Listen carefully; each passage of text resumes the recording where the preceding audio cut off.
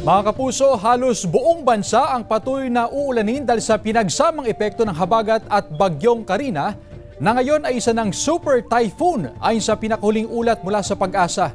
Huling namata ng sentro ng super typhoon Karina sa layong 395 kilometers north of Itbayat, Batanes. Nakataas ang signal number 2 sa Batanes.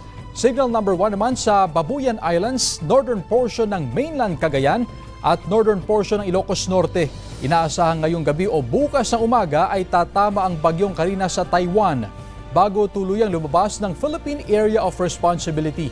Patuloy nitong pinapalakas at hinahatak ang habagat na nagpapaulan sa malaking bahagi ng bansa at nagdudulot ng kabi-kabilang pagbaha.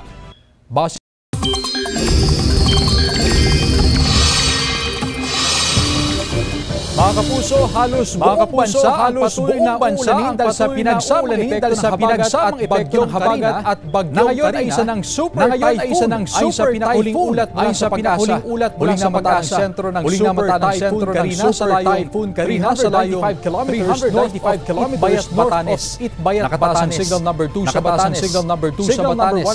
Signal number 1 naman sa Babuyan Islands, northern Cagayan at northern portion ng Ilocos Norte. Inaasahan ngayong gabi o bukas ng umaga ay tatama ang bagyong Karina sa Taiwan bago tuluyang lumabas ng Philippine Area of Responsibility. Patuloy nitong pinapalakas at hinahatak ang habagat na nagpapaulan sa malaking bahagi ng bansa at nagdudulot ng kabi-kabilang pagbaha.